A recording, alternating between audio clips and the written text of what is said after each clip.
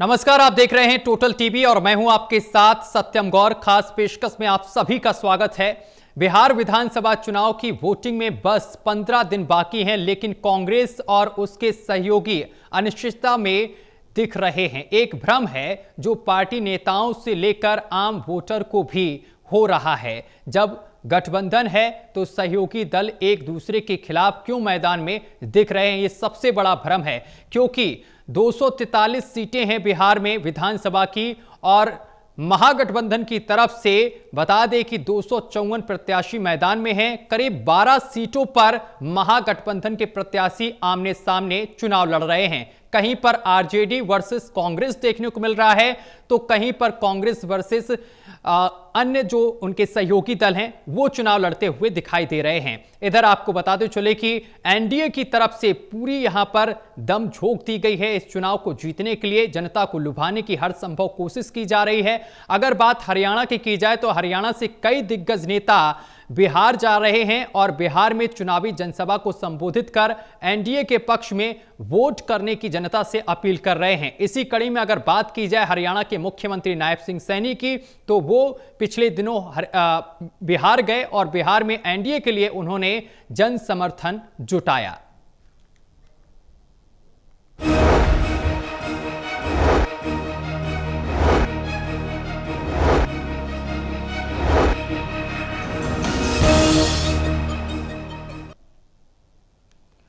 तो बिहार में महागठबंधन में खींचतान जरूर देखने को मिल रही है। इधर आपको बता दें कि बिहार विधानसभा चुनाव में हरियाणा के नेता भी अपनी धमक दिखा रहे हैं। यहां से दोनों बड़े दलों बीजेपी और कांग्रेस के कई नेता चुनाव प्रचार कर लौट आए हैं और सीएम नायब सिंह सैनी, मंत्री कृष्ण बेदी के बाद हाल ही में कैबिनेट मंत्री राव नरवीर सिंह मधुबनी से बीजेपी प्रत्याशी का नामांकन भरवाकर लौटे हैं। राव नरवीर सिंह ने दावा किया है कि बिहार में एनडीए के पक्ष में माहौल है और ये गठबंधन बड़े मार्जिन और सीटों से जीतकर सरकार बनाएगा। इसी पर चर्चा करेंगे। हमारे साथ कुछ ही देर में तमाम हमारे मेहमान जुड़ेंगे, लेकिन चर्चा पर चलने से पहले आपको दिखाते हैं खास रिपोर्ट। प्रदेश में कुछ साल पहले मजाक में कहा जाता था कि सरदार और आलू दुनिया में हर जगह मिलता है। ये भी चला कि आलू हर जगह पर लालू बिहार में ही मिलता है। ये तब कहा जाता था जब लालू यादव चढ़ती कला में थे। अब तो इस परिवार को भी कई सियासी झटके लग चुके हैं। खैर, उसी बिहार में एन छठ के मौके पर विधानसभा चुनाव हो रहे हैं। चूँकि इन चुनाव का राष्ट्रीय स्तर पर महत्व है, इसलिए हरियाणा से भी बीजेपी और कांग्रेस के नेता वहां चुनाव प्रचार करने जा रहे हैं। सीएम नायब सिंह सैनी और कृष्ण बेदी हो आए, राव नरवीर सिंह भी हो आए, अभी और मंत्री भी जाएंगे।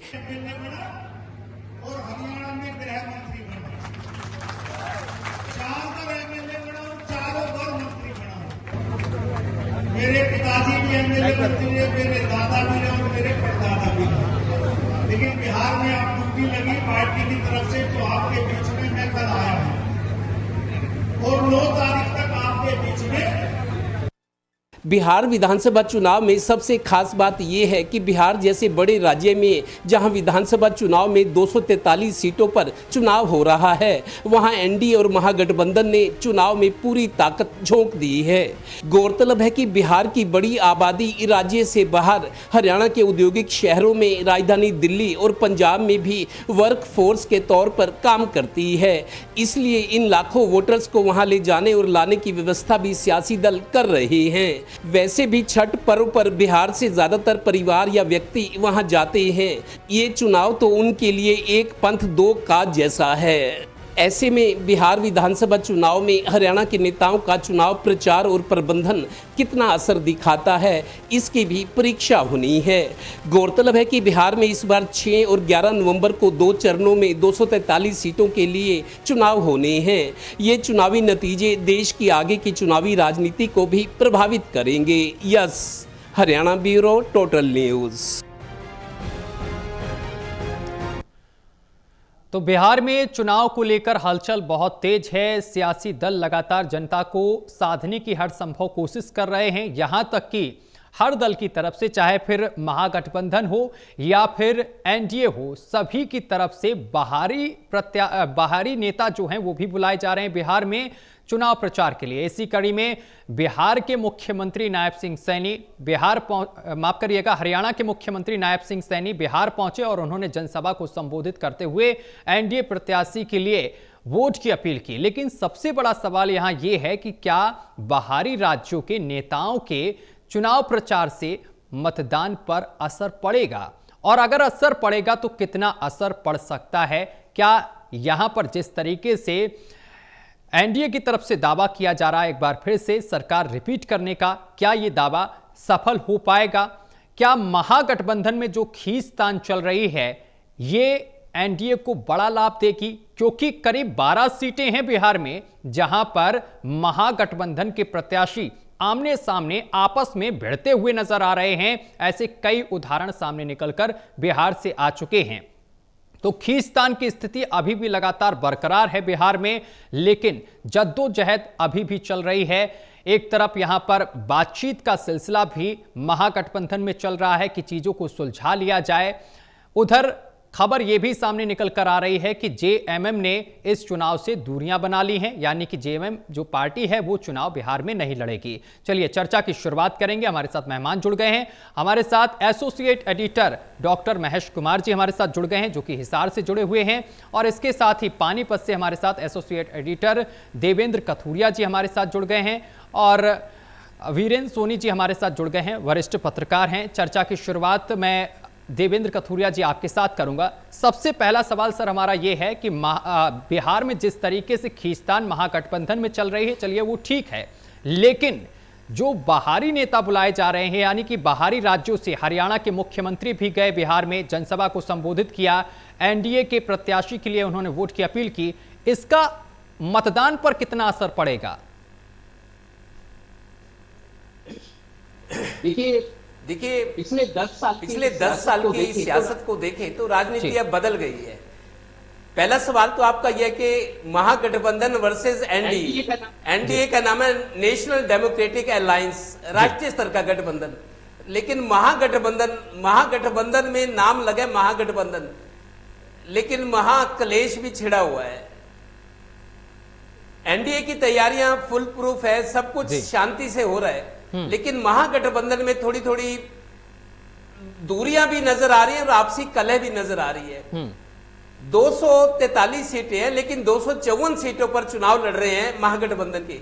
मतलब 11 सीटें ऐसी हैं जहां महागठबंधन के सहयोगी दल ये कह रहे हैं कि हमारा फ्रेंडली मैच है। ये फ्रेंडली, देखिए फ्रेंडली मैच कभी नहीं होता। फ्रेंडली मैच तो वो होता है कि आप एक दूसरे को जितवाइए, एक दूसरे के लिए जूझिए, वोट मांगिए, जिताइए। फ्रेंडली मैच अगर आप कह रहे हो, फ्रेंडली मुकाबला कह रहे हो, तो फिर 2 लोग जो हैं या 3 लोग हैं वो जीतने की खुद कोशिश करेंगे। खुद जीतेंगे तो दूसरा तो हारेगा। भाई वो आपका फ्रेंड है या आपके सहयोगी रिश्ते हैं, वो तो हारेगा। तो ये खाली अंदरूनी कलह को छिपाने का एक दलील है, एक तरीका है। तो ये भी पहली दफा मेरे को लग रहा है कि जितनी सीटें हैं उससे ज्यादा सीटों पर कोई गठबंधन के सहयोगी दल चुनाव लड़ेंगे। ये अंदरूनी कलेश है जिसको छिपाए रखने की कोशिश हो रही है। दूसरा सवाल आपका ये है कि बाहरी नेता क्यों जाते हैं। आप समझिए पिछले 10 साल में आप देखिए राजनीति बदल गई है। जो नेता लोग मंच से खड़े होकर सियासी दल प्रेस कॉन्फ्रेंस करते हैं, वो ये कहते हैं कि हम जात पात को नहीं मानते। ये बिल्कुल अब हकीकत है कि चुनाव में जीत के लिए, विरोधी पर हावी होने के लिए ये किया जाता है कि जो नेता जिस जाति का इफेक्टिव है वो उस क्षेत्र में उसको भेजा जाता है जहां उसका प्रभाव हो, जहां अपने लोगों में देखिए कोई व्यक्ति अपने लोगों के बीच जाता है तो एक सॉफ्ट कॉर्नर होता है। हाँ, अगर नायब सिंह सैनी गए हैं तो बिहार में वो मेरे को लगता है कटिहार गए थे, एक सीट और भी थी। उनकी जाति के लोग या उनके अपने लोग जो उनको अपना समझे कि हमारे बीच का आदमी, हमारे समाज का आदमी मुख्यमंत्री है एक स्टेट का, उसको उस जगह पर भेजा जाता है जहां वो प्रभावशाली साबित हो, वोटों का जुगाड़ कर सके। इसी तरीके से उसके बाद कृष्ण बेदी गए हैं। कृष्ण बेदी एससी समाज से आते हैं। एससी वोटों वाला विधानसभा क्षेत्र कौन सा है जब बहुतायत में, मेजोरिटी में है, वहां कृष्ण बेदी को भेजा गया। वो अपील करते हैं, देखिए आपका भाई आपके सामने खड़ा है, हरियाणा में मंत्री है, मेरी खूब चलती है, मैं अपने समाज के लोगों के काम करता हूं, लोगों के बिना भेदभाव की सेवा करता हूं, काम करता हूं, तो वो अपनी अपनी दलीलें देते हैं। ऐसे ही अभी राव नरबीर सिंह उद्योग मंत्री हैं, फॉरेस्ट और एनवायरनमेंट मिनिस्टर हैं, वो कल ही लौटे हैं, दिवाली के दिन वापस आए हैं क्योंकि दिवाली मनानी थी, लेकिन दिवाली के एन मौके पर अभी हाल ही में लौटे हैं। टोटल न्यूज ने उनसे बात की थी, उनका ये कहना है कि मैं मधुबनी जिले में एक बीजेपी प्रत्याशी सुजीत पासवान का पर्चा दाखिल कराने गया था, फिर मैंने रैली की, बहुत भीड़ थी, एनडीए के पक्ष में पूरा माहौल है और उम्मीद करता हूं कि एनडीए ये चुनाव बड़े मार्जिन से और बहुत ज्यादा सीटों से जीतेगी। ये राव नरबीर सिंह दावा कर रहे हैं। अभी कुछ और मंत्री भी जाएंगे और हो सकता है हरियाणा के मुख्यमंत्री को फिर भेजा जाएगा। अभी कोई चुनाव में 15 दिन का समय है, दिवाली का मौका था, हर किसी को अपने समर्थकों में, शुभ चिंतकों में परिवार के साथ दिवाली मनानी होती है। एक दूसरा चरण भी आएगा जब हरियाणा के नेता फिर जाएंगे, कुमारी शैलजा भी जा रही है, तो 15 दिन का चुनाव है बिहार का। आप देखिए आज 21 तारीख हो गई है, 10 दिन तो इस महीने के, और चूंकि 6 नवंबर को पहले चरण का वोटिंग होनी है, चुनाव होना है, कुल 15 दिन है पहले चरण में, और उसके बाद अगले चुनाव में जो अगला चरण होगा 11 को 20 दिन है। तो इतना एक चुनाव है। अब पूरी तरह से ताकत झोंक दी है। देखिए महागठबंधन पूरा जोर लगा रहा है, उसको पता है ये चुनावी नतीजे पूरे देश को एक सियासी संदेश छोड़ेंगे। और एनडीए की तैयारियां, चूंकि एनडीए देखिए सत्ता में है, बिहार में भी कोलिशन गवर्नमेंट पे है, सेंटर में है, बहुत सारे स्टेटों में बीजेपी राज कर रही है, पूरी बीजेपी की तैयारियां जबरदस्त होती है। संगठन जो मैन पावर है, जो संसाधन है, हर कुछ चीजों में मेरे को लगता है महागठबंधन से ज्यादा अव्वल है। लेकिन अब उम्मीद ये करते हैं कि देखिए बिहार जो है वहां जातिवाद ज्यादा प्रभावी रहता है, जातिवाद पर चुनाव लड़ा जाता है। ठीक है, गठबंधन दोनों है, महागठबंधन का अंदरूनी क्लेश अभी, और अभी कोई बीजेपी वाला नेता मेरे से आज बात कर रहा था कि कांग्रेस के जो प्रदेश अध्यक्ष हैं बिहार में, जो कांग्रेस के प्रदेश अध्यक्ष हैं, वो आरोप लगा रहे हैं कि पैसे देकर टिकटें दी जा रही हैं। अगर कांग्रेस जैसी पार्टी का बड़ा नेता ये आरोप लगाए तो आप समझ सकते हो कि अंदरूनी तौर पर आक्रोश कितना है। अब टिकटें बट गई हैं, अब तो चुनाव आना है, 15 दिन और 20 दिन, 2 चरणों का चुनाव है, देखते हैं क्या होता है। लेकिन पूरे देश की नजर बिहार के चुनाव पर है, और हरियाणा के नेता जो है बीजेपी के खासतौर पे और कांग्रेस के अपनी पूरी धमक दिखा रहे हैं और दावे कर रहे हैं कि उनके गठबंधन की सरकार बनेगी। बिल्कुल महेश जी, जिस तरीके से हरियाणा से कई दिग्गज नेता जा रहे हैं, चाहे फिर बीजेपी को या फिर कांग्रेस के हों, क्या ये जातीय फैक्टर कारगर साबित हो सकता है इस बार, या फिर विकास देखेगी बिहार की जनता की कितना विकास हुआ है नीतीश बाबू के शासन में? देखिए ये इस्टेब्लिश्ड फैक्ट है, ये सर्वमान्य धारणा है कि बिहार के जो लोग हैं वो जातिगत भावना से ऊपर उठकर ज़्यादातर वोटिंग नहीं करते हैं, जातिगत भावना के इर्द गिर्द ही उनका वोटिंग पैटर्न देखने को मिलता है, ये मान्यता है। तो उसी मान्यता को आधार मानकर भारतीय जनता पार्टी के लोग आज से नहीं, और सिर्फ बिहार में नहीं, हर एक चुनाव में भारतीय जनता पार्टी के लोग एक तरीके की डिजिटल मैपिंग करती हैं, माइक्रो मैनेजमेंट करते हैं, और उसमें ये तय करते हैं कि कौन सी गली में कौन से नेता को भेजेंगे तो फायदा हो सकता है, किसका ब्रांड इमेज अच्छा है, किसकी स्वीकार्यता ज़्यादा है, उस नेता को अगर उस इलाके में, उस मोहल्ले में, उस गली में भेज दिया जाए तो फायदा हो सकता है। और जो पन्ना प्रमुख का जो कॉन्सेप्ट है भारतीय जनता पार्टी का, वो इस तरीके का है कि कौन से गली में कौन से आदमी की बात को वोटर मान सकता है, वहाँ पर उसकी अपनी लिहाज है, अपना दबदबा है, अपनी मान्यता है, तो उस घर तक उस पन्ना प्रमुख को भेज दिया जाए, या पन्ना प्रमुख ये सुनिश्चित करे कि किसके कहने से अमुक जो परिवार के लोग हैं वो वोट दे सकते हैं। तो ये डिजिटल मैनेजमेंट है, ये माइक्रो मैनेजमेंट है। भारतीय जनता पार्टी के लोग अकेले बिहार में से नहीं कर रहे हैं, हर एक चुनाव में भारतीय जनता पार्टी के लोग इसी फॉर्मूले को आजमाने का काम करते हैं। इसी फॉर्मूले पर दिल्ली प्रदेश में भारतीय जनता पार्टी अपनी सरकार बनाने में कामयाब हुई, और आपको याद होगा कि किस तरीके से बड़ी तादाद में पूरी फौज उतार दी गई थी हरियाणा प्रदेश के नेताओं की।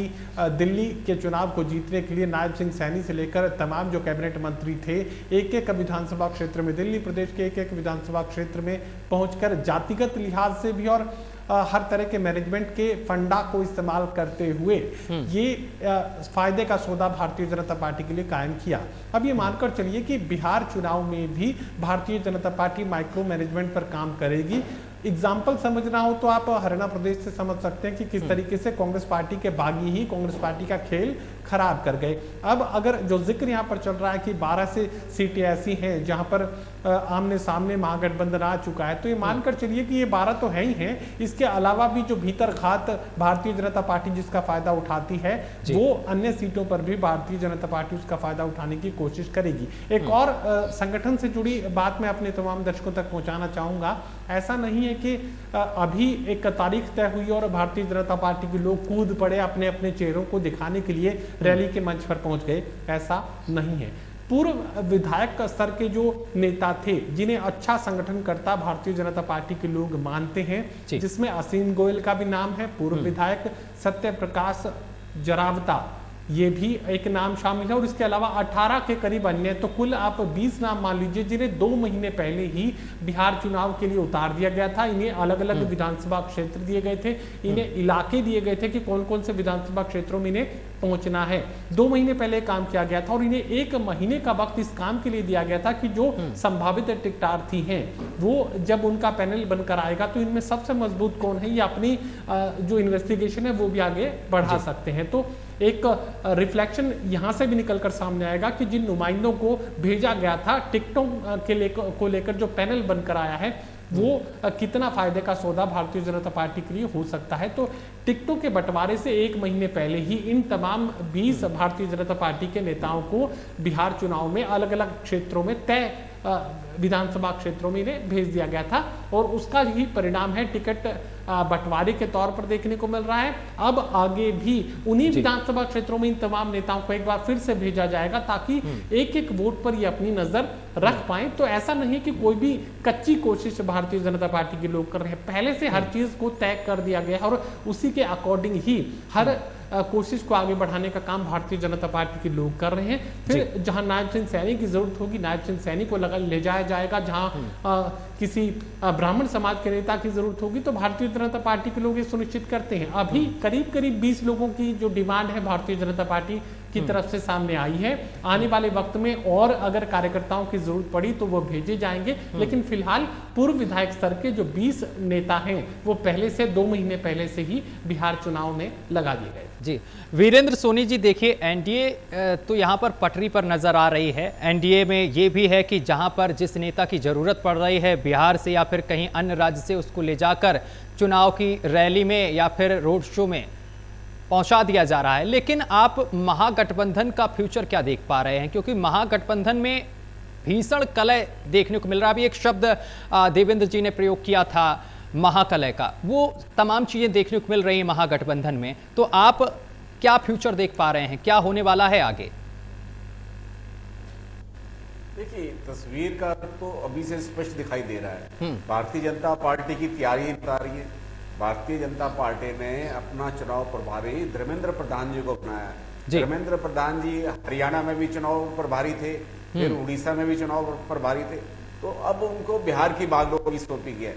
तो भारतीय जनता पार्टी का जिस तरह से भी बताया जा रहा था कि बूथ प्रबंधन काफी मजबूत है, उधर जो है कि जो दूसरे दल हैं, जो विपक्षी दल हैं, वो भारतीय जनता पार्टी का मुकाबला करने में उस ढंग से सक्षम नहीं है। देखिए हालांकि वहां नीतीश का और भारतीय जनता पार्टी के गठबंधन के बावजूद सरकार है, लेकिन उसके बाद अभी भारतीय जनता पार्टी ने अपने मुख्यमंत्री पद का चेहरा घोषित नहीं किया है। तो यही कहा जा रहा है पार्टी हाईकमान की ओर से जो विधायक चुनकर आएंगे वही विधायक दल के नेता का फैसला करेंगे।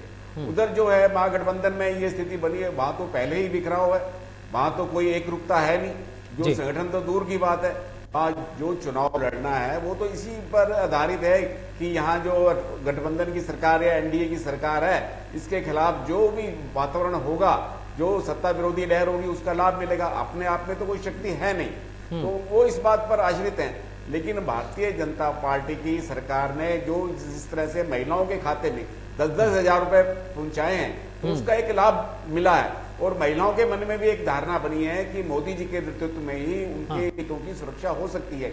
अब हरियाणा में काफी जो है बिहार के लोग हैं, महिलाएं भी हैं, वो महिलाएं भी जब वोट डालने के लिए उत्सुक हैं। देखिए छठ का पर्व तो है ही है, इसके बावजूद भी वो महिलाएं जो यहाँ पर काम करती हैं वो बिहार जाने को उत्सुक हैं। वो इस बात को कहती हैं कि हमारे जब खाते में जो है 10-10 हजार रुपए आ गए, हमारे परिवार में अगर 5 महिलाएं हैं तो 50 हजार रुपए आ गए, हमें इससे अलावा और क्या चाहिए।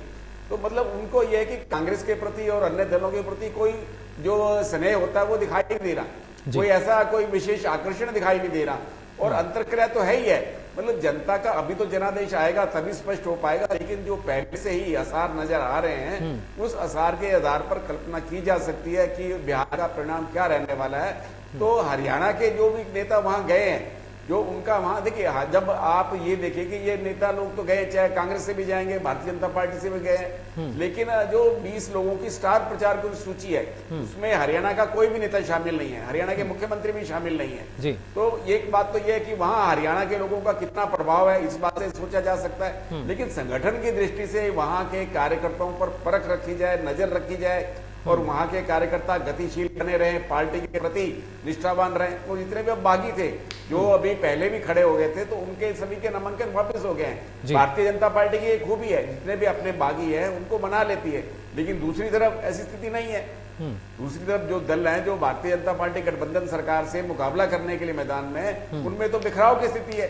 बिखराव के अलावा उनमें आपस में जो अनुशासन होना चाहिए वो अनुशासन नहीं है। वो एक दूसरे को सबक सिखाने के लिए उतावले हैं, अंदर अंदर देखिए वो जो उनकी एकता है वो दिखावटी प्रकट हो रही है, जब इसके विपरीत भारतीय जनता पार्टी में अनुशासन है, वो अनुशासन का लाभ पार्टी को मिलेगा। और ये देखने वाली बात है कि नीतीश कुमार और भारतीय जनता पार्टी का जो गठबंधन है वो कितना स्थायित्व है, ये तो चुनाव परिणाम बताएंगे, लेकिन उससे पहले भी कोई ऐसी बिखराव की स्थिति या आपसी मतभेद की स्थिति ऐसी दिखाई दे रही है। देखिए जो छोटे दल हैं, जीतन राम मांझी हो, देखिए टिकटों के लिए तो सभी करते हैं, चाहे पासवान हो, टिकटों के लिए सबको एक महत्वाकांक्षा रहती है, लेकिन उनकी महत्वाकांक्षा चुनाव के परिणाम में बाधक नहीं बनती, क्योंकि वो एक दूसरे को चुनौती देने के लिए, मतलब पार्टी के, भारतीय जनता पार्टी के अस्तित्व को चुनौती देने के लिए इतनी उनमें क्षमता नहीं है। तो ऐसे में टिकटों की जो एक बार्गेनिंग के बाद चुनाव को गंभीरता से लड़ा जा रहा है, तो ऐसे में भारतीय जनता पार्टी के नेतृत्व में एनडीए जो गठबंधन है वो काफी मजबूत माना जा रहा है। हालांकि जो वास्तविक परिणाम है वो तो जब 14 नवंबर होगा तभी मालूम होगा,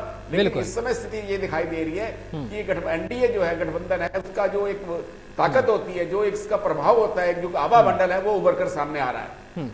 बहुत शुक्रिया आप तीनों मेहमानों का हमारे साथ जुड़ने के लिए और तमाम बातचीत करने के लिए। तो आपको बता दें कि बिहार विधानसभा चुनाव में हरियाणा के नेता भी अपनी दमखम दिखा रहे हैं और यहां से दोनों बड़े दलों यानी कि बीजेपी और कांग्रेस के कई दिग्गज नेता चुनाव प्रचार कर लौट आए हैं। सीएम नायब सिंह सैनी, मंत्री कृष्ण बेदी के बाद हाल ही में कैबिनेट मंत्री राव नरवीर सिंह भी मधुबनी पहुंचे थे बिहार के और यहां पर बीजेपी प्रत्याशी के नामांकन भरवा कर लौटे और इसके साथ ही उन्होंने जनता से वोट की अपील भी की है। बीजेपी प्रत्याशी को वोट करने की अपील भी मंत्री ने की है। फिलहाल देखने वाली बात यह होगी कि चुनाव परिणाम क्या कुछ सामने निकल कर आते हैं। रुकेंगे।